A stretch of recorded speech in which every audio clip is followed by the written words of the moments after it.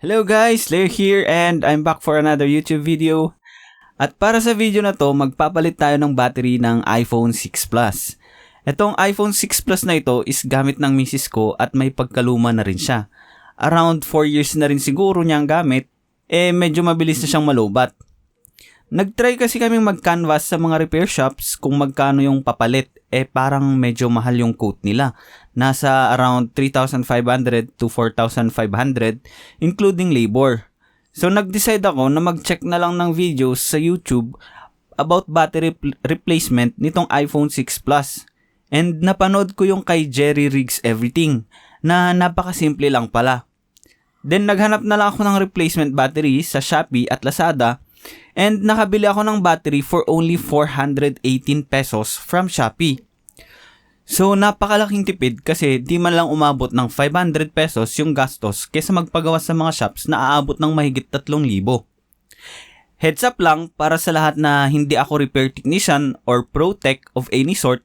So kung gusto nyo magpalit ng battery ng units nyo, do it at your own risk na lang. Basta maingat lang, di naman siguro kayo magkakaproblema. So to start, ang mga kailangan nating tools ay screwdrivers, isang maliit na Phillips at isang pentalobe na maliit din, size 0.8 yata. Di ako sure kasi yung ginamit kong tools ay yung free tools ng screen replacement part na nabili ko din para sa aking iPad Air. Kailangan din natin ng isang suction at mga plastic na panundot. Start na tayo sa pagbaklas ng ating iPhone. Kailangan lang natin tanggalin itong screen niya para ma-access natin yung mismong battery. So, para matanggal yung screen, kailangan natin tanggalin yung dalawang screws na may star head sa baba, sa magkabilaang sides ng ating charging port. At para matanggal siya, kailangan natin yung ating pentalobe screwdriver.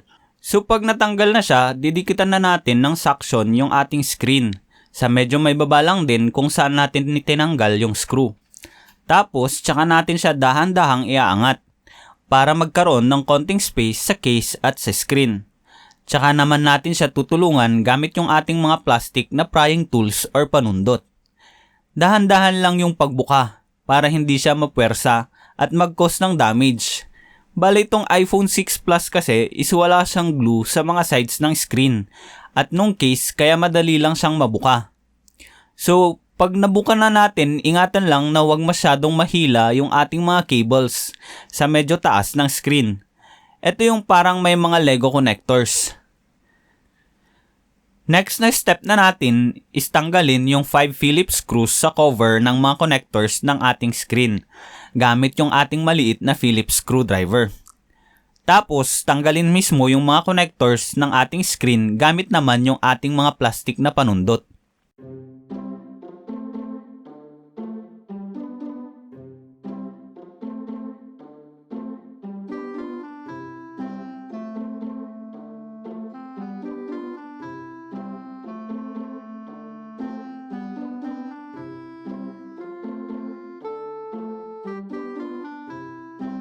Susunod na kailangan natin tanggalin yung dalawang Phillips screw sa cover ng ating battery connector para matanggal natin yung mismong battery connector.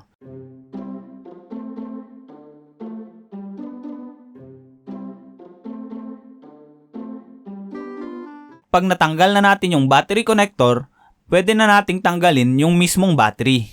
Para gawin yon, meron tayong 3 battery pull tabs sa isang dulo ng ating battery.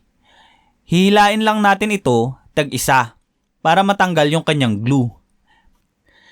Medyo may pagka-fragile siya so kailangan lang dahan-dahan yung paghila para hindi siya maputol.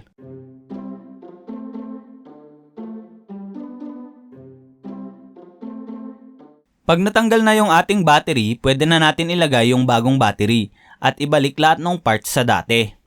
Gagamit na lang ako ng ordinary na double-sided tape para dumikit yung battery sa case. Di lang ako sure kung okay ba to gawin. Ito lang kasi yung meron ako ngayon. Pagkatapos idikit yung battery, ibabalik na yung connector niya tapos yung cover at yung screen na. Same procedure din. Bale yung mga connectors muna, then yung cover.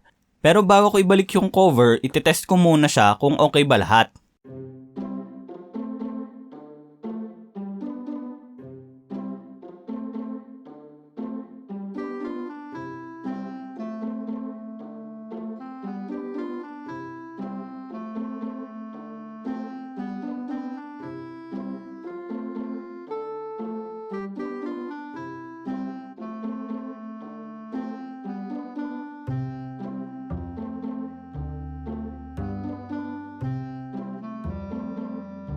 So after testing at mukhang okay naman lahat, ilalagay ko na yung kanyang connector cover at yung mismong screen. Ilalapat na ulit sa case tapos yung dalawang pentalobe screws sa baba.